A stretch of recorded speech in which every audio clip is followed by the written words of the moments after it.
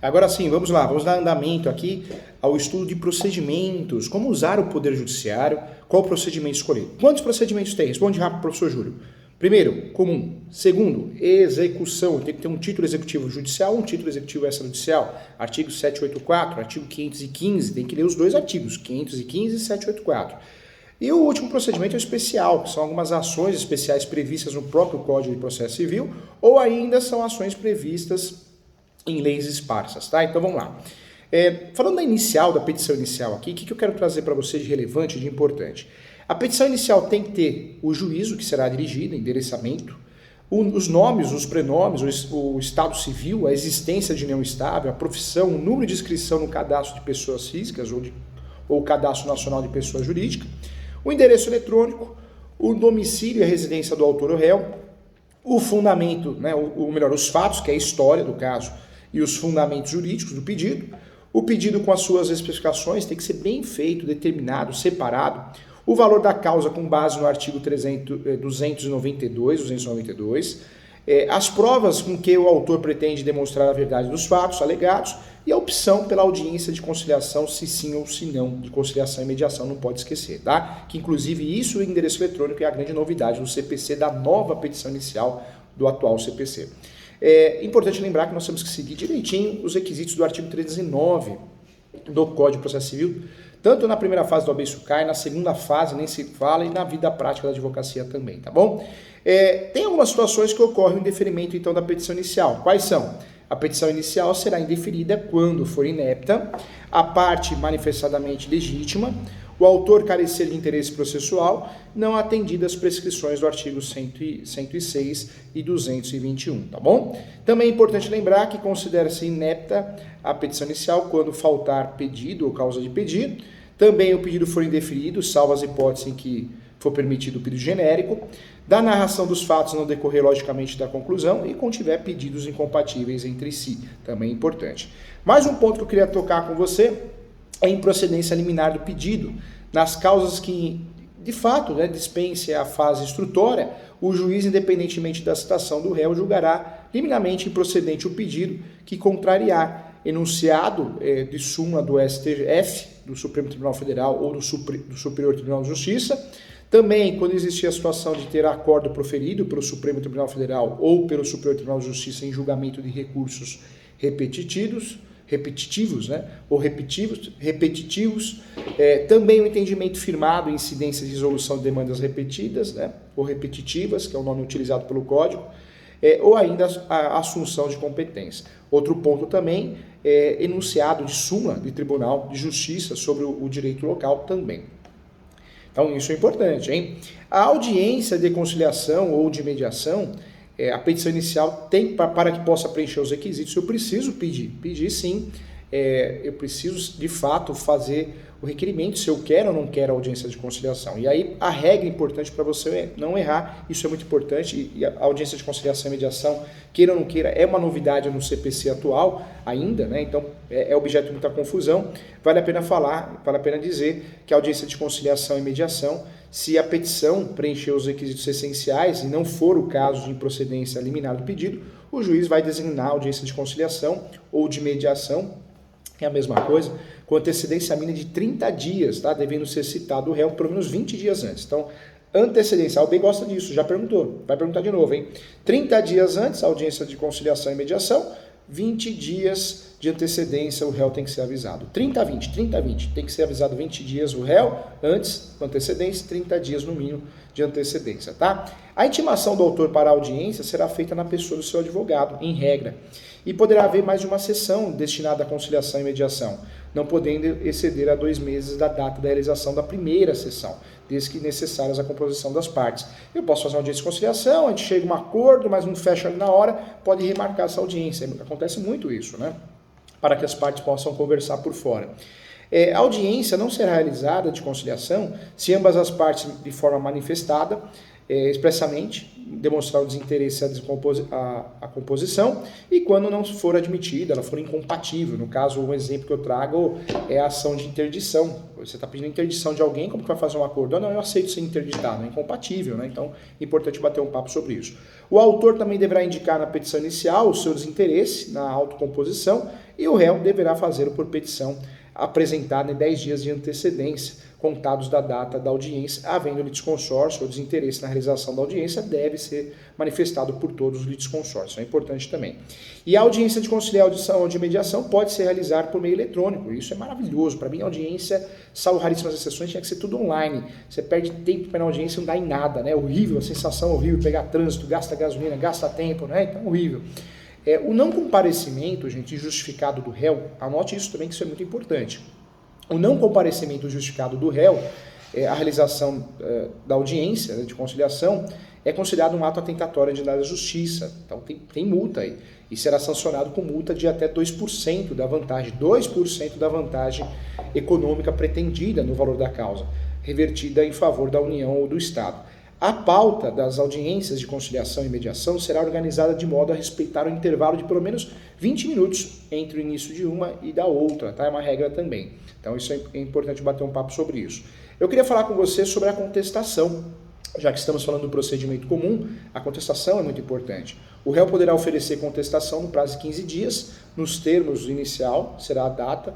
Nós temos 3 prazos para contar, tá? Primeiro prazo da audiência de conciliação que foi infrutífera, dia seguinte começa a contar 15 dias. Do protocolo do pedido de cancelamento da audiência de conciliação, a hora que de fato for protocolado, começa a contar no dia seguinte 15 dias também, artigo 334. E também quando ocorrer a citação, né? Conforme a previsão legal do 231, de acordo com o modo que for feita a citação, também foi citado, foi feita a juntada da citação, saiu a publicação. A partir da publicação da juntada da citação, começa a contar o prazo também, tá? Incumbe ao réu, antes de discutir o mérito, alegar a inexistência ou nulidade da citação. Isso eu estou falando de preliminar, hein? Na contestação, isso é o réu que vai alegar, hein? Então, antes de discutir o mérito da causa, o mérito da questão, ele pode e deve utilizar o réu, o advogado réu, a advogada, essas preliminares para defender o seu cliente.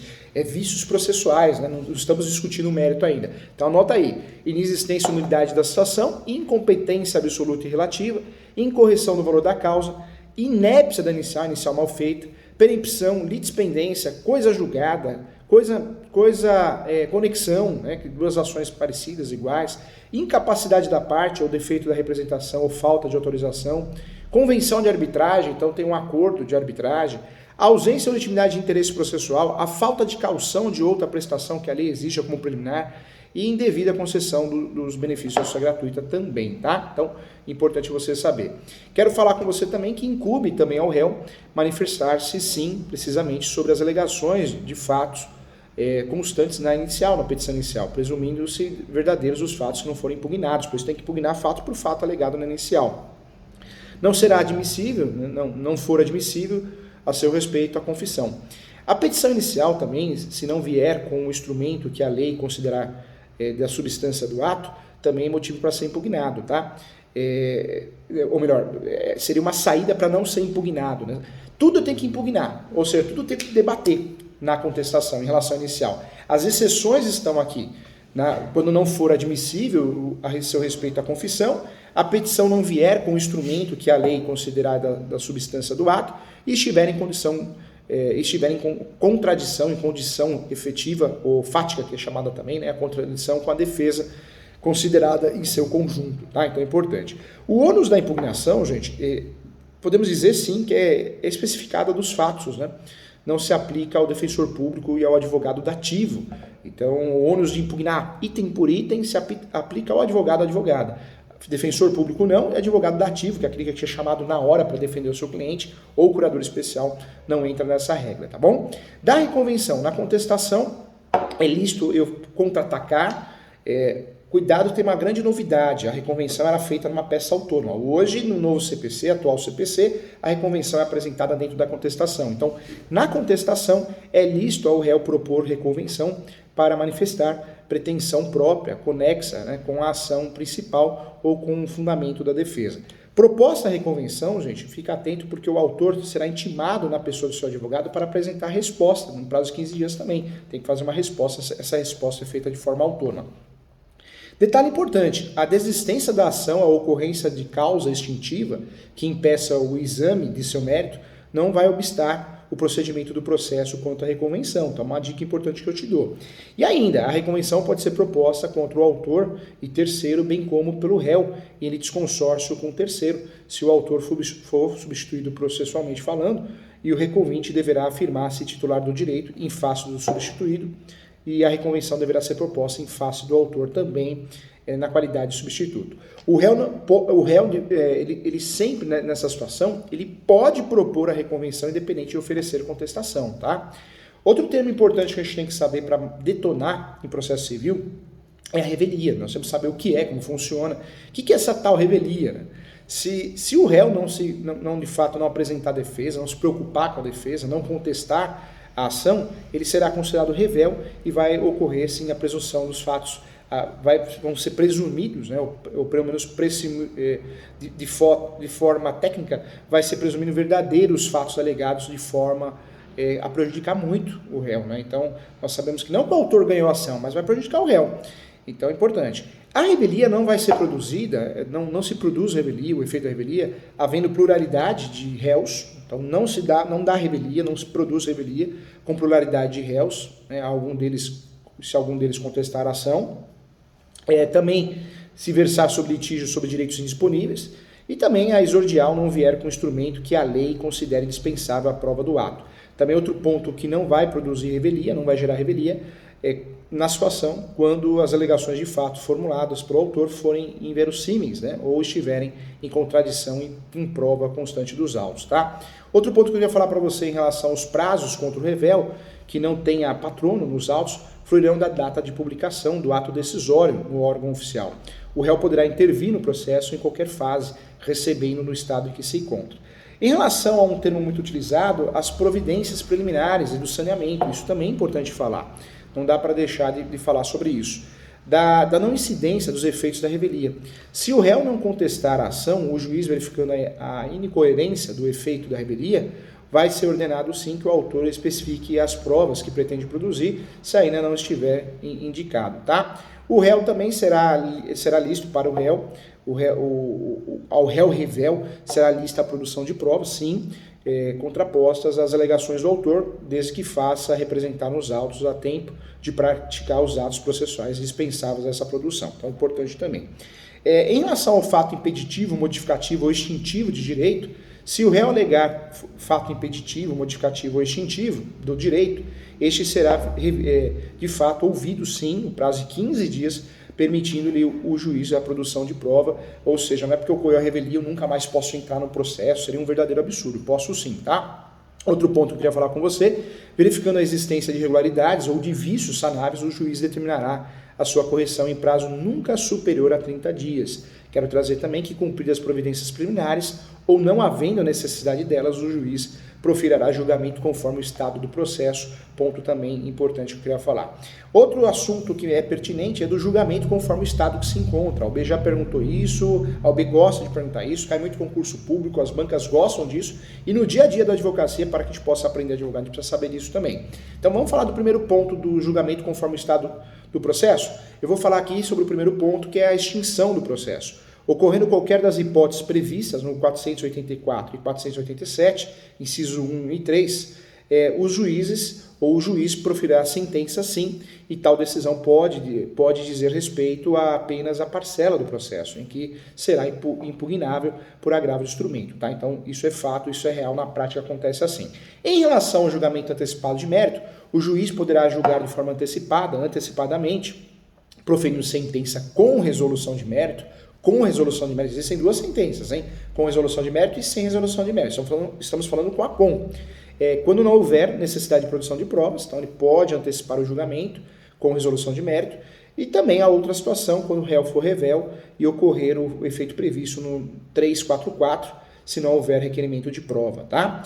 Já em relação ao julgamento antecipado parcial do mérito, que é outro assunto importante, vale a pena lembrar, isso cai na prova da OAB, no dia a dia da prática da advocacia, o juiz vai decidir parcialmente o mérito quando um ou mais dos pedidos forem formulados em parcela deles, mostrar incontroverso ou estiver em condições de imediato julgamento nos termos do artigo 355. Isso é importante também, tá?